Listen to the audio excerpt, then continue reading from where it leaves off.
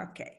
Now this whole event is being recorded. I hope everyone is okay with that. That's the way we can later on find it on YouTube and send it to other people who are not able to join us.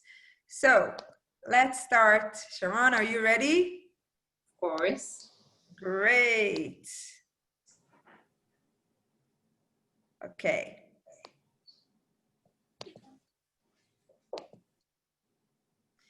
So a conversation with Sharon Tal. Before that, just a quick intro to who I am, the person who's going to ask Sharon all of these questions.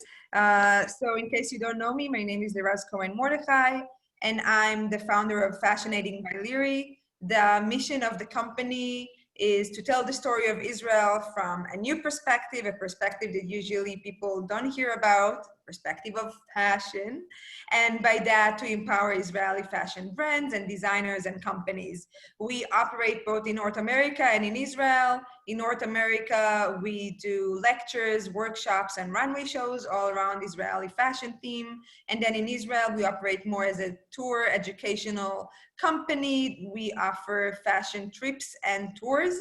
And right now, we already open our tours in Tel Aviv. We had already about 4 or 5 tours during COVID-19, which is kind of crazy. And I'll talk about it more at the end. But now let's welcome Sharon. And I want to start with, I'm assuming everyone here kind of familiar with the brand, with Maskit, with the fashion house, but I want to go back first to your life, to your own personal life, where you decided that kind of bravely that you wanna worked for Albert Elbaz, right? You did the internship there, and then you were the head of embroidery for Alexander McQueen in London, and you decide to come back to Israel and have a life here and to revive a brand that was not exist anymore. Can you walk us through it? What made you decide these decisions? Yes, of course. So as Liraz mentioned, I was actually born and raised here in Israel, in Tel Aviv. Like a quick intro before all the fashion, background. So I was, of course, like every young Israeli, served the army, got married to Nir, which is my husband, and we have now 3 kids. The youngest one is 6 months old. It's so cute. Yes. And then I was, after the army, I went to my big trip in South America for 6 months, came back and decided that I want to study design. I didn't know which kind of design. I thought maybe product design or fashion design. And I went to both, process of test to where should I be studying. And then I got accepted to fashion design first. So I said, okay, this is kind of like, my destiny. I have to be a fashion designer. And I went to study fashion design in Shankar College in Israel. During these studies, I went to make my internship with Albert Elbaz in Lanvin in Paris for 2 summers. And then it was actually the point that I understood that this is the kind of fashion I want to do. I want to be in a fashion house, in a big fashion house, doing, clothes to the runway shows. Yeah, that's me with Albert after the first show we did together. And then I came back with this feeling to Israel to graduate, Shankar. And then my husband started his executive MBA in London in University of Chicago. And then I said to myself, okay, I actually wanted to be in Paris back to Albert Elbaz, but if I'm in London, so my dream is to go and work for Alexander McQueen. And what I did as a very Israeli attitude. While he was still alive, correct, Sharon? Yeah. He was still alive then. And I'm sure you know the phrase Israeli chutzpah. So I just came there without having any meeting, came to the offices, to the studio, and asked to meet somebody because I want to work there. And lucky me, I had a really good connection to the guard, you know, in the entrance, and he said, okay, let's see who is available. And actually the designer of the embroideries came downstairs, and I was, at the beginning, I was like kind of shocked because I didn't know how to embroider. I didn't know, except that I know that embroidery is made by a thread and a needle. I didn't know anything else. And I was like, this is not good. But then I came with my very innovative project. He liked it. And I started working in Alexander McQueen under the embroidery designer. And after a few months when he left, I replaced him and worked there almost 2.5 years as the embroidery designer, directly for Lee McQueen before he passed away. And then after the third collection, when I was already pregnant and I asked to, you know, to be a freelance, the same job but freelance, because I couldn't do this, you know, 24/7 role anymore. He passed away, and we decided to go and give birth in Israel, back in Israel. And when we came here, you know, it was August, it was really nice, like hot, we could go to the beach with the baby. And in London, it was rainy, like always. So we said, okay, we have to stay here. And Nir got a really nice job offer. And I wanted to be, you know, a little bit like a mother, because in the past few years, I was only working around the clock. And I stayed with my baby there at home. During that time, I was writing to like a trend forecasting website, a British one. But after a year, actually, there was the point that I broke, because Kate Middleton, she got married with an Alexander McQueen dress. And I said to myself, okay, you're here changing diapers while you could do this dress. And it's not supposed to work like that. So I said to myself, this is the time I have to, you know, start combining being a mother and being a career, like what I really like to do, you know, designer. And that's where I started thinking, okay, I'm here in Israel, what should I do? I don't want to do anything which is my own brand. And in Israel, we don't have any fashion houses. Like I could go and work for like a mass market brand, but it wasn't, you know, my skill set. So I started to think about, okay, if I don't have any choice, I'll do my own thing, but it has to be, you know, with embroideries and with, it has to be like high qualities, and it has to be international, exactly like I knew from McQueen and Lanva.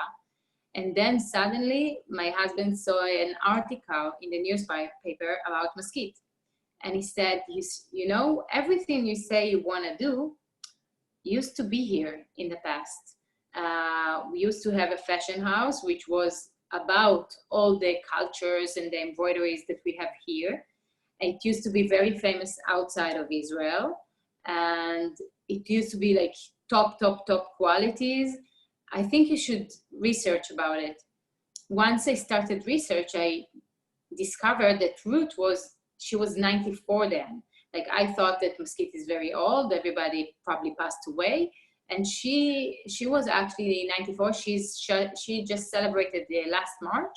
She celebrated 103, which is amazing. So I said to myself, okay, she's 94. I have to go and speak to her fast and understand what was Maskit. And when I came to her, it was like I took a babysitting for like 1 hour, and I said 8 hours. It was so interesting. And she was so cooperative, and she wanted to tell me everything. And I fell in love with her, and I think she kind of liked me. And we decided, and then that was the point. You think she liked you? I think, but she has to say that. Right. But that was the point that I understood that this is the kind of fashion I want to do. And I have to, like, if I'm not going to revive Maskit, I'm not going to do anything. And as you can see, we became the best friends, although like she's like triple my age. And that's it. It was like 7 years ago almost. And I think that's it about the past. Yeah, Sharon, but one thing that I'm curious about, you said that you didn't want to open your own brand, but weren't you afraid? You know, Maskit is the legendary, iconic Israeli fashion house. So to take kind of like a symbol of Israeli fashion and to reopen it by yourself, it seems like you have a lot to lose when you're doing something like that as a young designer. Weren't you afraid of doing this type of step? I don't know. No, I don't think that I was afraid. I think that even if I would open my own brand, I would think of doing it big and international and taking a lot of risks. So for me, like, I wouldn't, in my character, it's not, I can't do something small. It's like I wasn't afraid to come to McQueen's studio and ask for a meeting without having any meeting, and they are British, you know, it's not accepted. And I think I wasn't afraid. Of course, I wanted it to be successful, and I wanted people to like the idea. But I worked hard, and I think I believe that if I will work hard and I will make it slowly and surely, it will be okay. I'm kind of optimistic, so. That's amazing. Sometimes it's good to be also kind of like naive to what you're getting into, Yeah. and not necessarily thinking about all of the consequences of what you're doing, and you're just jumping into the water. That's what I did, because I think I took the decision when I first met her, and I said to myself, like, this is what I want to do. I'm not going to do anything else in fashion in Israel. So I just did it. I just started, and it moved, you know? Right.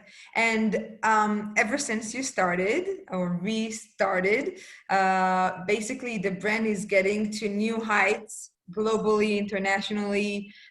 Do you think first, if you can tell us about some of the successes, but also if you can tell us if you think that it was easier for you, that the brand was already kind of established in the mindset of people, or was it, do you think, easier for you to open a new brand of yourself and to get to the same type of success?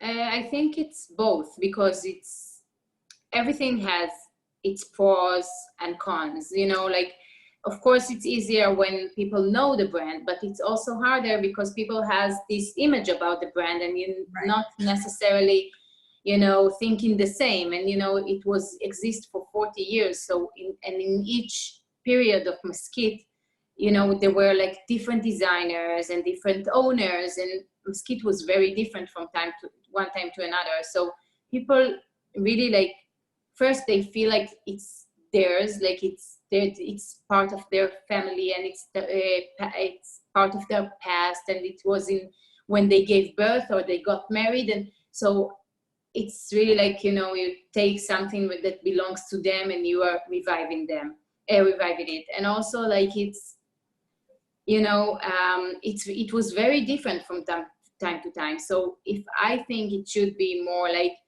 classic and elegant, not all the people are remembering the period that it was classic and elegant. People are remembering it was ethnic. So, you know, it's very difficult to actually make everybody happy. Yeah. But it's also very easy to take something that had a name in the past and has some kind of heritage and history, and you don't have to build this history and to build the brand from nothing. So I think it's like pro and cons, exactly the same if I would open my own brand. Right.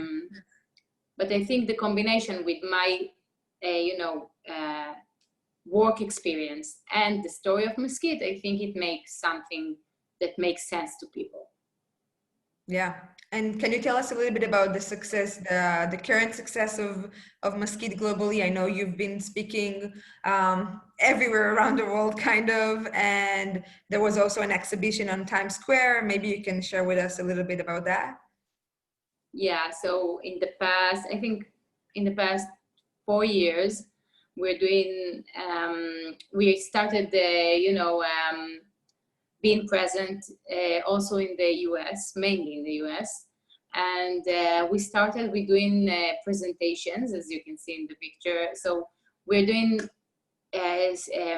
lectures and speeches around the US mainly, but also like I've been to Australia last year and London and Paris, about the history of fashion and the history of Israeli fashion. And then we are speaking about Maskit and how it started from the history of Israeli fashion and what's going on in Maskit today. So we started, doing like all federations and bonds and VITOs and all those, but we actually, it got so big, so we also doing pop-ups and trunk shows around the US in local shops, in those events, in people's houses.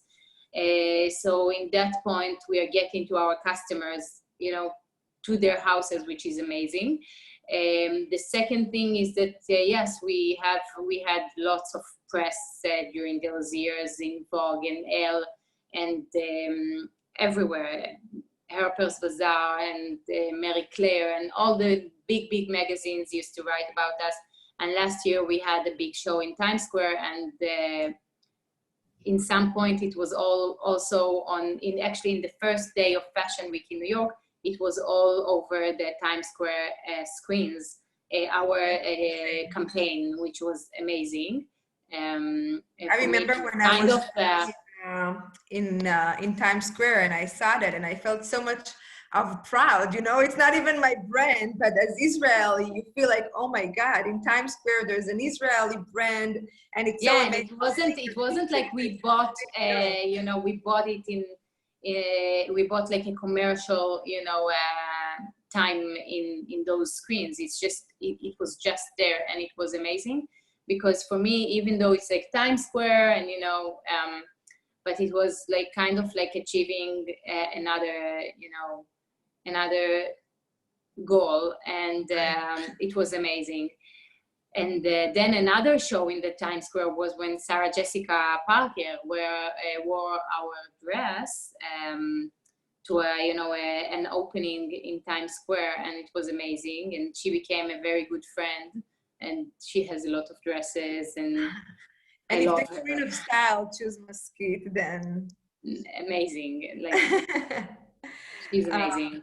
That's amazing, Sharon. In only a few years, you already managed to, have your own path. So one thing that interests me is in the process of the design, your process of design, what is, if you can kind of like walk us through the way it works. Is it, when you're starting, is it from an inspiration board? Is it from a picture? Are you more thinking about the past, the old Maskit, and you're looking on pictures from the archive of Maskit?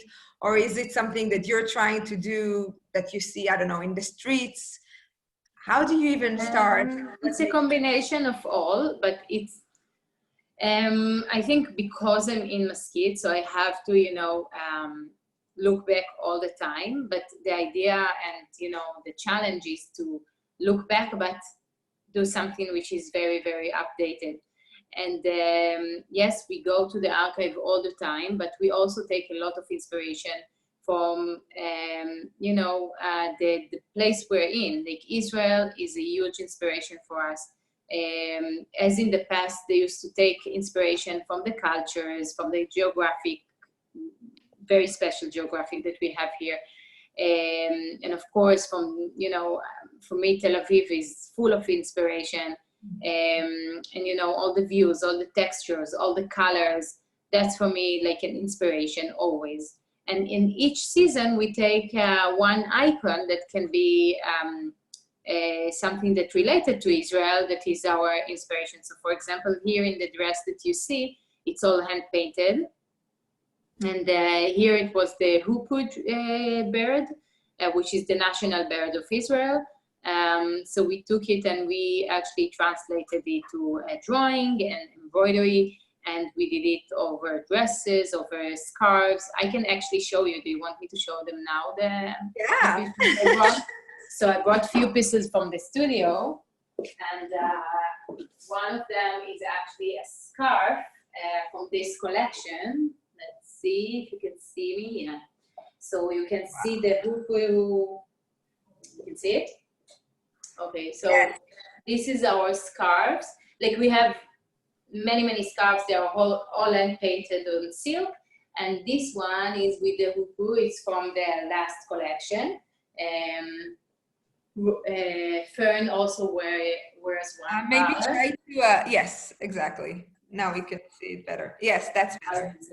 Yes, so if I'm already here, so I'm going to show you a few pieces that are, and I can explain you all the work process through them.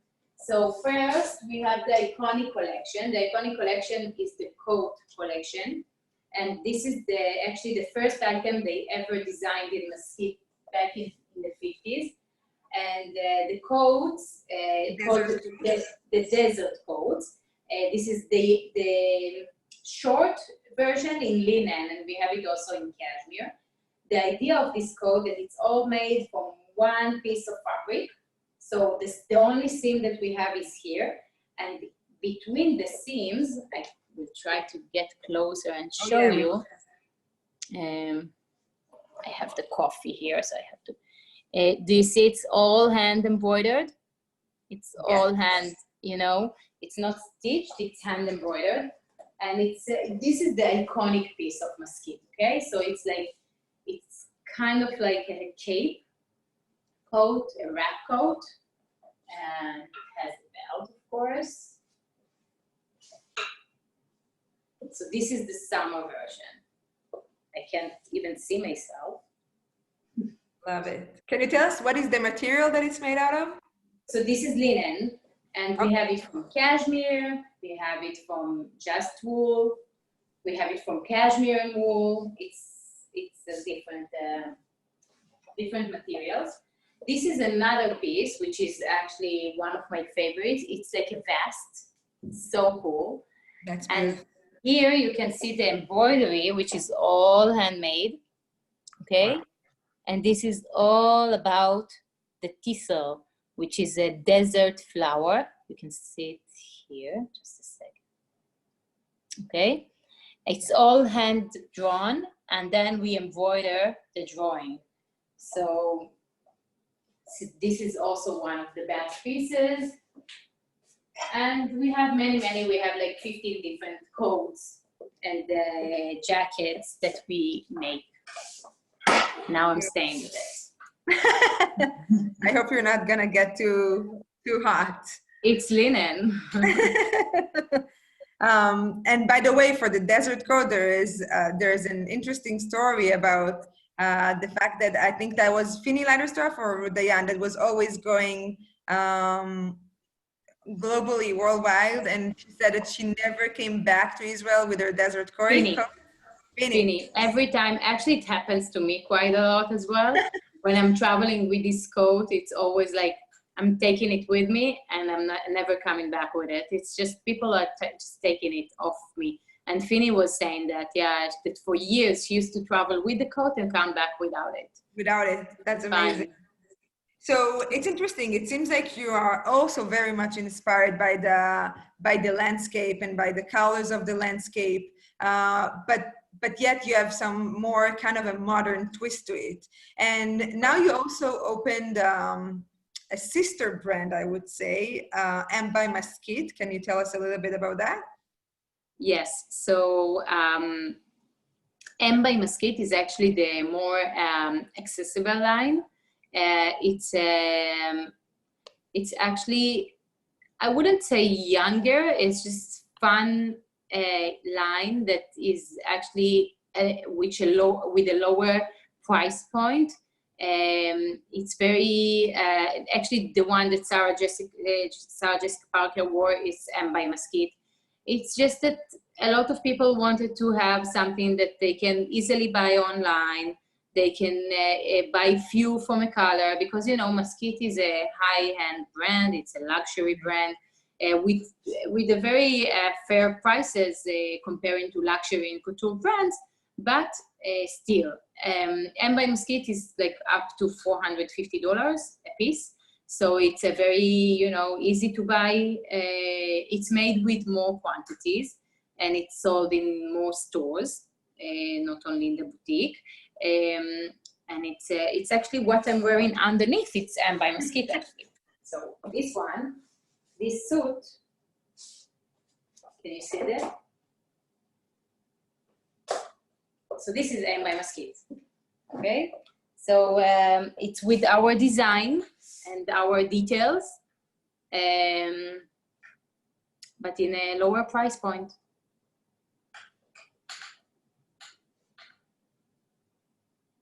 I think Liraz was disappearing.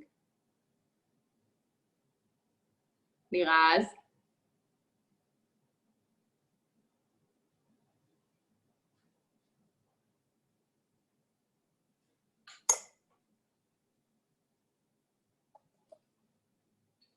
Liraz disappeared.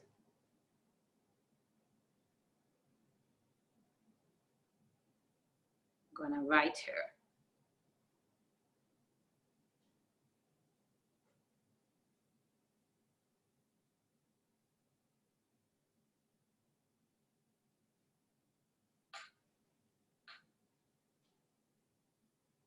If you have questions in the meanwhile, until she comes back, I will be happy to answer.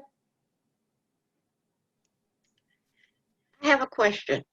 Yeah. The blouse that you are wearing, is that silk? No, this is from the second line, from the M by Maskit.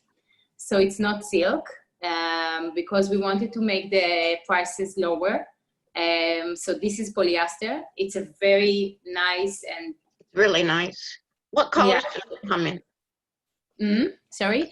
Colors, different colors? This one comes only in navy, but we have a lot of different designs in many colors. So we have another suit which comes in many, many colors. This one is quite new, like we just made it. So it's, for now it's one color, but we will probably, do it more colors. But we have, it's a more colorful line, and it's this fabric comes in a lot of colors. So in another design, it may be in different colors. Hi everybody. Something happened to my computer. I have no idea. It just decided to restart right now. But thank God I have two computers. So while the other one is restarting, I'm with this one, but we don't have the presentation yet. So hopefully we'll be able to switch. We can't see you also. You can see me? I hear you, but I can't see you. I don't know if it matters, but just to let you know.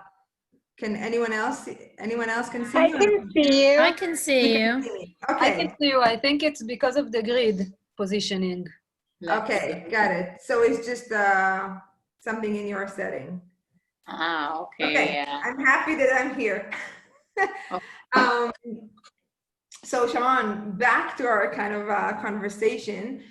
You mentioned the idea that different people have different mindset of what Maskit is, right? The idea of it's more ethnic or more classic, and really one thing that was really the base for why even Maskit was established to begin with was in order to give jobs for the new immigrants who came to Israel, that many of them had background in silversmiths or in embroidery and so on. And there was a big part of the story of Maskit is really about empowering people. How do you see that translate to our modern life, to today, maybe with the people you're employing or with the message that you're trying to convey with the brand? How do you see it today? So of course today we have lots of people, new cultures coming to Israel, let's say, but we still, we still employ, you can say, like most of our atelier workers are Russians, and we are embroidering part of the desert coat in the desert with the Bedouin ladies. So we are still employing people that came to Israel from different places. But of course, you know, as most Israel, we are all kind of like newcomers. Like Right. my parents came, one of them from Morocco and one of them from Turkey. My husband is from like Russian and Poland. So we are all from different places. We are all bringing something with us, with new cultures. But we don't have now, like, you know, back in the 50s when a lot, like most of Israel came from different places together and, you know, started their life from nothing. So I think most of it is, you know, translating into the inspiration for our collections, because, you know, we just employ Israelis. Right. And I think that's also something super important to mention, because when fashion nowadays, unfortunately, many of the times, all of the supply chain is being done somewhere else in Southeast Asia and so on. For you, it's super important that it will be slow fashion, made in Israel, and all of that. And by that also, everything is made in our studio in Israel, in Jaffa. So, you know, even the second line, which is made in like bigger quantities, which we can't do obviously in our studio because it will be then more expensive, but it's still made in Israel. It's made in small factories in Israel. So we are keeping, you know, the supply chain and the, you know, the producing process in Israel with Israelis. That way we can also control the quantities and we can be more, you know, ethical, mainly in the Maskit brand, which we do very, very, very limited. right. I think that's kind of maybe answer Francine's question. She asked, does Maskit have any ethical principles, like not using manufacturers with bad practices? Oh, that's for sure. That's for sure. Even if we use the factories, we check that it's, you know, everything is made with all the ethical laws and, you know, and also like we really produce small quantities, so we can't be even in that circle of like employing people for like nothing, like, you know, all the big brands that are making thousands of pieces from each design. For us, it's only, you know, it's very limited. Even this line, which is made hundreds. It's still, and this whole idea of what you're talking about promoting, you know, slow fashion and promoting manufacturing in-house meaning like in Israel or in the US, whatever the designer is from. This is something that you also wrote an article about when COVID-19 just started. You had like an op-ed in one of the biggest Israeli fashion magazines or style magazines about that topic. Can you maybe talk about the influence of COVID-19 and the pandemic on Maskit? I know that you launched your concept store in Kikar Amdina just when it hit Israel. How does that go? I guess like everywhere else and anyone else and any other, you know, field, we got hurt from the COVID. We opened a new store in one of the most expensive places in Israel a week before everything was shut down. And also, like, you know, big part of our business is in the US, which is traveling to the US and also tourists from the US that are coming to Israel, and it's all stopped from, let's say, the end of February. So it's kind of like, it's kind of a problem. But, you know, we did few things. First, when we could open again the stores, so we opened Kikar Medina, and it's really good because, like, although it was shut down for 2 months just when we opened, but when we reopened, it's a very centered place in Tel Aviv, and people are coming there quite a lot, and it has a lot of traffic. So we are happy we opened it, even though it was a bad timing. And you know, we are in contact with our customers in the US, and they are like ordering online, which is amazing. And also the codes, which are, and you know, accessories, which are mainly one size, it's very easy. So they are just ordering it. And the second line, which is very easy to order. So in that point, it's quite okay. But of course, we are like everyone else, waiting for it to be over, and that we can, you know, get to business, to normal business again. Yes, I see that Francine was asking. Sorry, I'm gonna unmute myself. I see that Francine is asking if you can tell us the website address and the brand. So the brand is Maskit and the website is maskit.com, and I'm gonna share it with you. I'm switching host with myself because I'm now in 2 different frames. I don't know if you can see that, kind of crazy. So I'll do that and we can. Let's see. Oh, yeah, now I can see you. But now I can't see myself.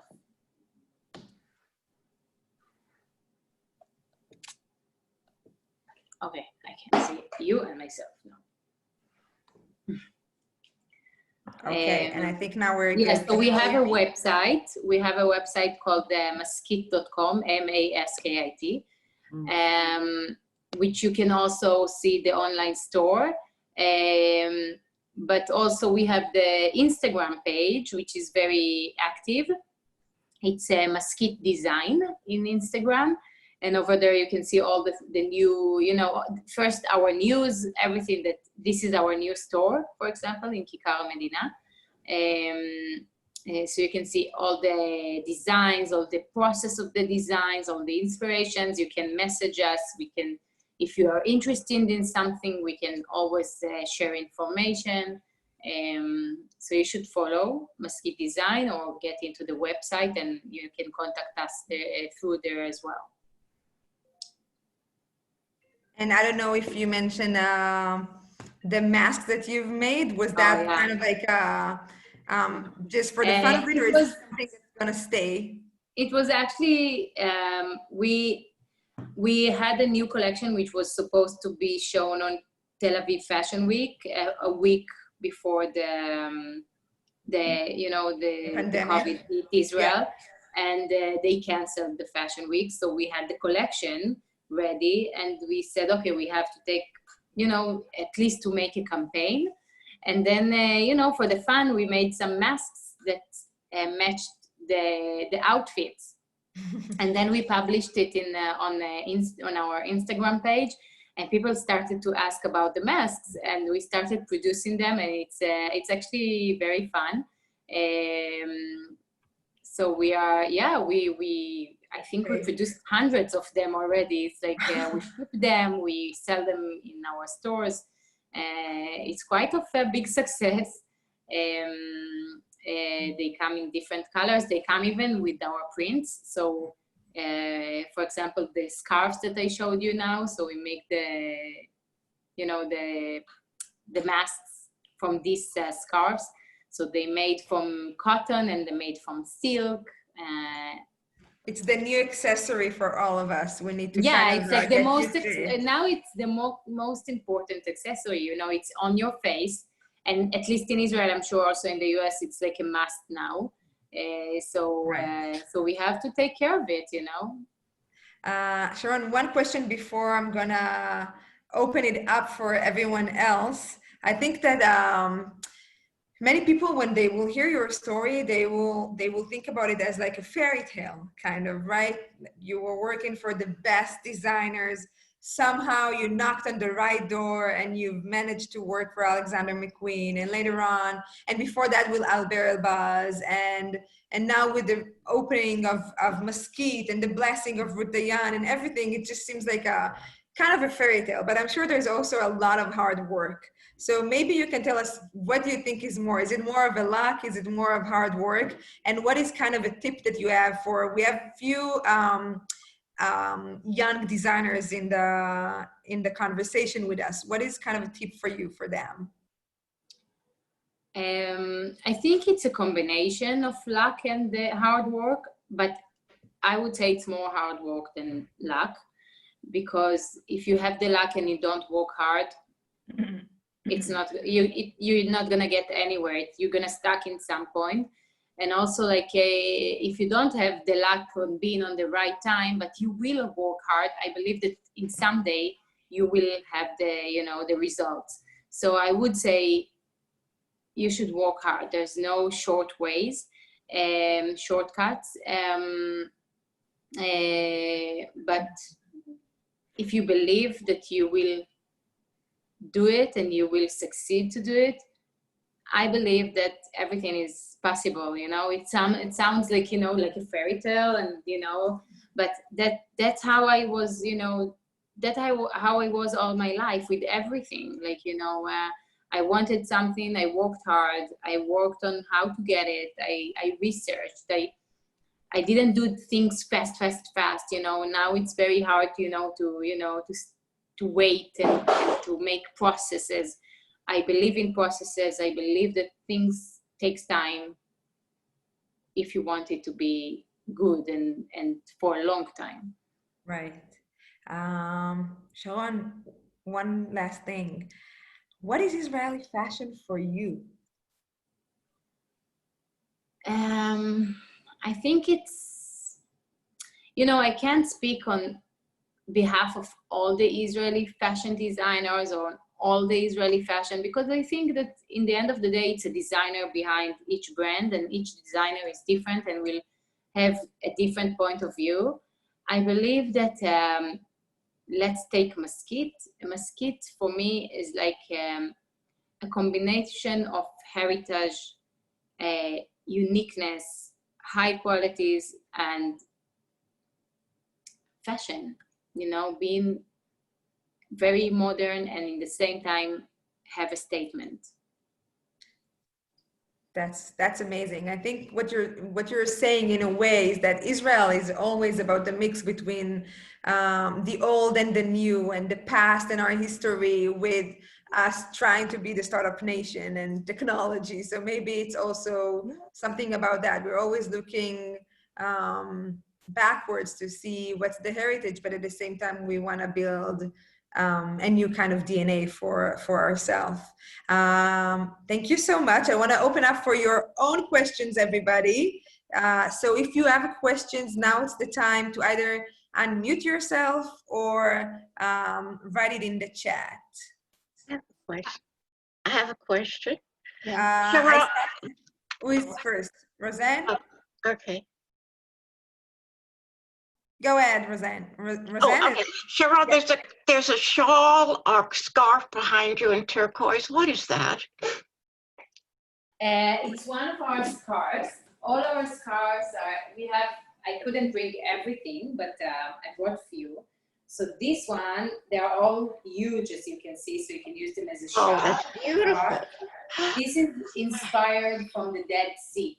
So what we took, like, our drawing of we actually draw the Dead Sea, and then we actually made like stamps over the seal. Is that silk? Yeah, it's silk. Yes, it's gorgeous. And, absolutely. Yeah, it can be like a shawl, like that. You can see, or a scarf. And this one is inspired, for example, it's more geometric. Well, I have that one. You have that one? Amazing. I love it. Love it. It's like you can wear it with everything. So it's inspired from, all the Bedouin weaving in Israel. So yeah, so we have many. You can see it on the website if you want. They're amazing. They're like the best accessory. And you can also use it as a mask. Tami, you had a question too? Yeah, so I wanted to know if Yemenite design is still at all integrated into your Yemenite embroidery. Is it all integrated into your designs? And I'm asking because Liraz, when we did a tour of Maskit, we saw this beautiful it was like a talit mantle with Yeah. silver, and somebody said there was a special story about that. I wonder if you could also elaborate on that. Yeah, so I'm quite sure I know what you're talking about, and I'm not sure it's Yemenite, but you're talking about the prayer shawl embroidery, which is, I can try and find a picture while we are talking. That was magnificent. Was magnificent.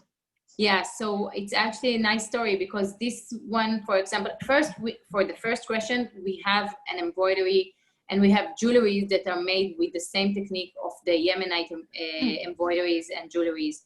It's called the filigrane, and we combine it in our clothes and our jewelries. That's one. But the second one, I'm quite sure you're talking about the prayer shawl embroidery, which is the talit. You know, the one they put on their head when they're praying in the synagogue, the men.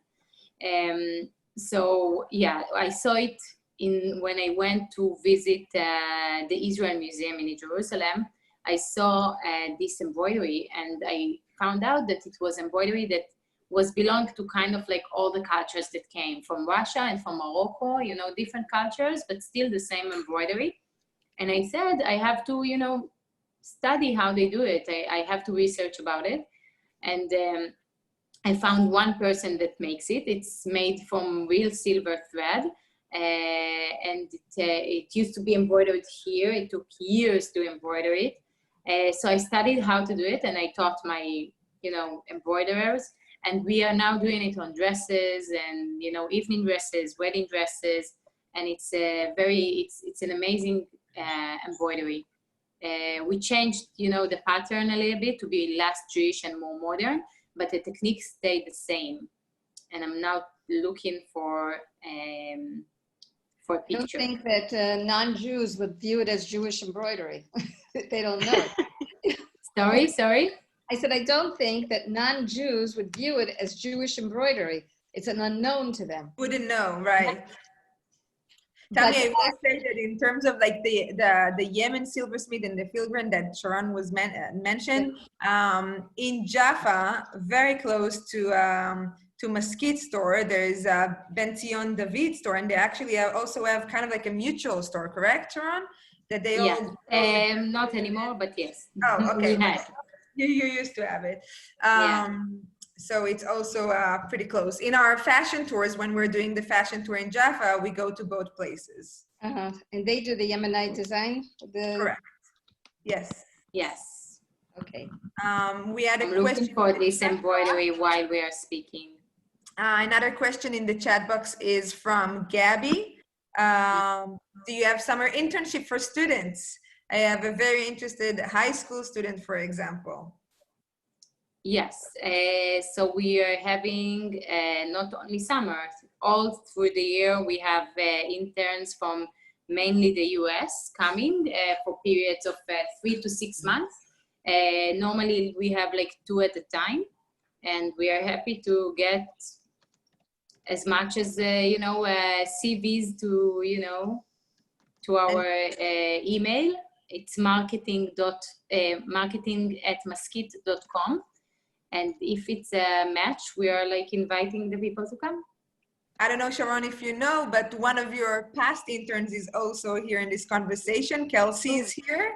Oh, Kelsey. So she's also here. I don't know if Simi is here as well, but yeah, Kelsey. I can see everyone.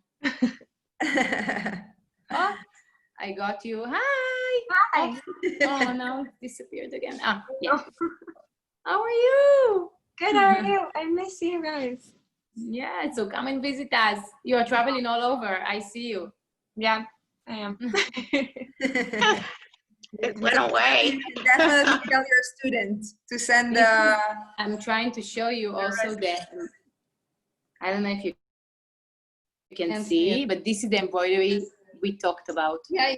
Prayer shawl, right? Yeah. Can you see it? Yes. So this is when we do it at the studio. Magnificent. For a wedding dress. Beautiful. It's an amazing embroidery. Anyone else has questions? Well, I've lost the picture, but I'm going to be 86 years old on Saturday. I'm going to have to go onto your website and get myself a present, because the presents I give to myself are the best ones. Also, a couple of my favorite designers are also Acris and Lafayette, and your things blend so beautifully with their clothes. I just really, I don't need anything else except Thank you. Thank you so much. And happy birthday. Wow. Thank you. Are you sure you're going to be Amazing. 86? You don't look it. Yeah. Wow. Amazing. Amazing. Yes. That's amazing. Any more Thank questions? you so much. I'm Question. so happy to hear that. Thank you very much. I So just have I one will question. say, just to kind of recap, that you all ask about how to get to Maskit website. So again, it's maskit.com. And you can go to their website online. They also have a Facebook page and an Instagram page. Find them in any different social media platform that is easy for you. And I will say one other thing, just in terms of next events. We don't have the next Zoom event planned yet, but we will let you know in our newsletter as always. In terms of the people who are in Tel Aviv by any chance in the next month or so. So we're continuing with our fashion tours. The next open one, this Friday, we have one about the real world of fashion, but it's already sold out. So the next one is on June 26th. Again, about the real world of fashion, about sustainability, everything about the things that you're not gonna get exposed to in the glamorous fashion world, but really about what's going on. On July 2nd, we have another tour about Israeli art and fashion. And then on July 3rd, on Friday, this is the tour in Jaffa about the then and now contemporary Israeli fashion. We talk about Maskit, we talk about Yemen Silmersmith, and so on. So you can definitely just email me if you want to join, and I'll put you on our list. If anyone else want to stick with us to non-formal conversation, we are welcome you to do so in the next 5 to 10 minutes. Thank you very much, everyone, for participating. Thank you. Thank you. Thank you. Sharon, for being Thank here you. with So us. much fun. I think yes, Beth is saying thank you so much. So beautiful and inspiring. New York Arts Exchange. Hey, Beth. Thank you. Thank you very much. Thank you. Thank you all. תודה רבה לך. בכן. תודה. תודה. much. ומזל טוב. איפה רוזן? Liri, thank you so much. Thank you, Fern, my love. Thank you for the idea of ring, Sharon. I love you. Thank you, Kelly. And Luis, thank you.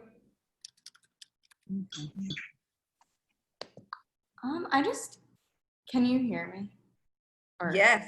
I just have a quick question. Just going off of like the internship experience. I guess I'm like a recent graduate. I didn't study, I guess, like fashion business or anything, but I studied communication and sustainability. So I was just wondering if you, Sharon, or Liri, or anyone else had, I guess, advice for, I guess, starting a career, but more on the like digital media side of like retail and fashion, and gaining experience, even though I didn't like specifically study like the niche like of fashion like in school. But yeah. Sharon, I do you want didn't. to start? No, I didn't get the whole question because it was like breaking. So what Anna is asking is if she didn't study the formal fashion education, if I got it right, can she still work in the field with the experience she has in digital marketing? Am I right, Anna? It depends. I guess it depends on each field and in which company, because you know, fashion now is getting more and more and more online. And you know, as you see, all the big retailers are like, you know, going bankrupt. So I think the new ways of online shopping is getting more and more, you know, the first way people buy. So I think in that point of view, of course, you have many options, and maybe even more options than in the other field. In design, again, I'm not sure that you have to have the experience first, but you have to have some kind of, you know, passion to it, and the ability to, you know, to work in this field of fashion. But I'm not the person who will say you have to study and then, you know, be a fashion designer, because if you are talented, you can also, I think the studies gives you a lot of, you know, tools that you won't get anywhere else, but you still can be a fashion designer without studying it. So I don't know in each field you are interested, but I'm sure like in the online, I'm not really like expert in this. I have to say, not in the social media and not in the online, but I'm sure that there are many opportunities, especially now after the COVID-19. And I will say that if you have the expertise in digital marketing, you can you know, start with a small brand or with a small designer that you will have at least kind of a portfolio to show later on, and then to grow from there. The first person needs to give you the chance, although you are not coming from the background. So probably it would be easier with a small to medium brands designers, and then from there go big, especially in the US when it is very much important that you have kind of like a path that it shows that you study fashion. And it's in Israel, people are more maybe open-minded to take someone who didn't really do it but have the creativity in them, and so on. Another thing that I will say in that term is that there is a project called Onward. It's internships that are being done in Israel, and many of the Israeli designers, including Maskit, are working with Onward to get interns. So you can definitely apply to be part of the Onward program, and then maybe you can get the first step in Israel. Okay, thank you. Thank I had you. a quick question too, if there's still time. Yes, Ilana, hi. How are you? I'm good. Sharon, I met you a few times. I actually was at the Times Square event in Fashion Week.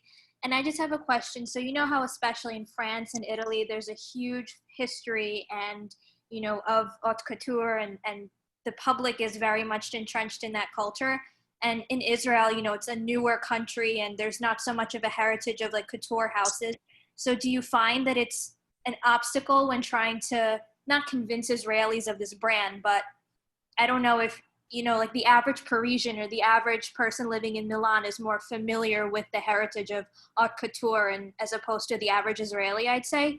So do you feel that it's like an obstacle with your brand? And also, do you think that Israelis are buying Maskit as much as people abroad?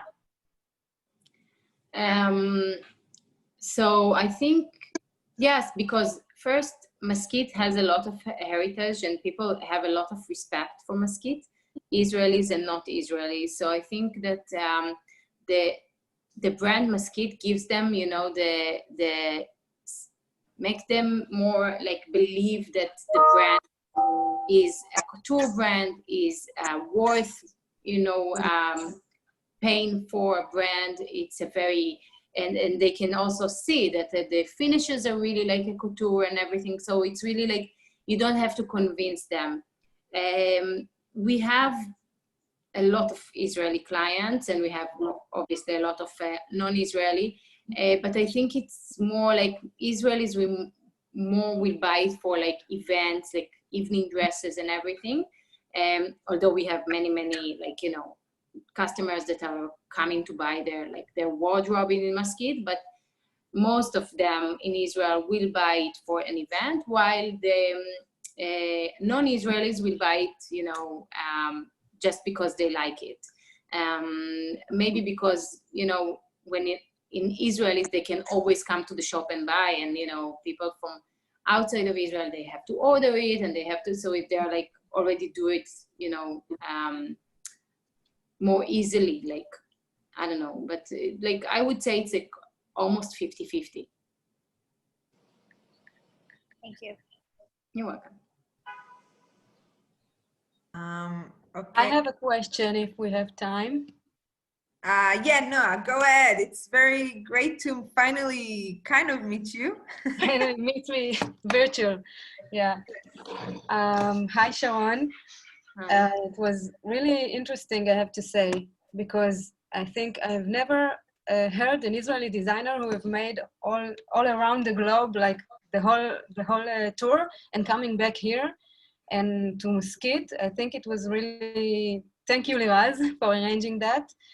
And I want to ask you something. The path you took when you came back to Israel and you said you wanted to revive Maskit is very unusual.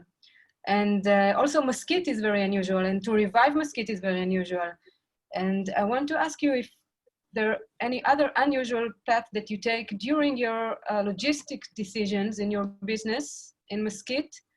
And also, like, to combine this question with another question to ask, what was your main decision to open the store in Kikar Medina?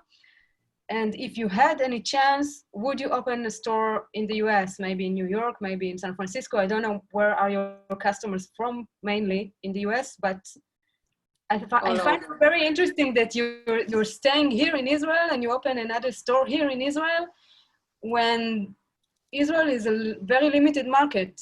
So as I said, like, for us, it's not really limited. It's like half of our business.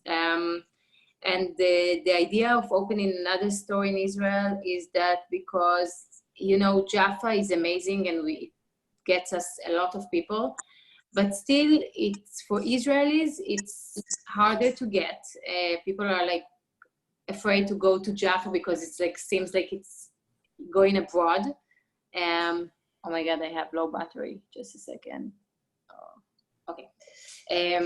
So we said it will be more easier for people from Israel to get to Kikar Medina. And for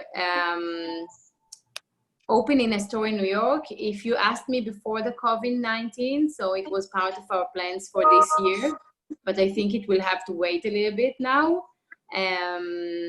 We will still, once it will be possible again, we will continue coming.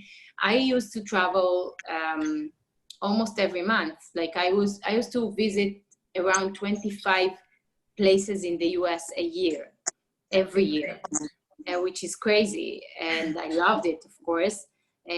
So I think we will, once the skies will open again, we will do it again, and the store will have to wait. And that's it. But in general, I wanted to ask, like, in general, you do the standard collections, like every season, new collection, or do you have a different approach? Yeah, I have a different approach. I had it from the beginning. I don't believe in like doing 8 collections a year. I think like we always did 2 collections, and now we have the M by Maskit, which is another 2. So we have 4 collections, 2 in each line. And I think this is more, as we talked about, ethical, and, people are not, they don't need so many collections. And now that anyway, the marketing and the selling is now through online or our pop-up shops. So people we don't have to, produce 8 collections a year to make the buyers happier, because really customers doesn't need that many collections. And now I just read in Business to Fashion that Gucci just decided that they are doing two collections a year. That's it. And I think this is something that the COVID-19 this will be like the good side of the COVID-19, that people and companies will start to understand that it's a lot of waste, a lot of energy, a lot of really doing 8 collections a year. It's just making, you know, a process that of everything that you can't really, you know, fulfill in the end. Lots of money spent on it, a lot of, you know, clothes in the end of the season are burned and you know, and they're going to trash because people cannot buy that many. So we always did 2 collections and we are continuing with it. That's amazing. And I think you touched a few significant points for the fashion industry going forward. Definitely for Noah, who is a big activist in sustainability as a designer herself, but also for the fashion industry in general going forward after COVID-19. Sharon, I want to thank you so much for the time being here with us, answering all our questions. You are amazing. You're super talented. And I think you should be super proud of the way you took the brand and what you did with it.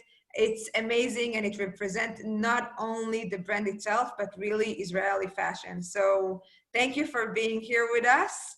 And thank you so much, all of you. I can't see all of you on the screen.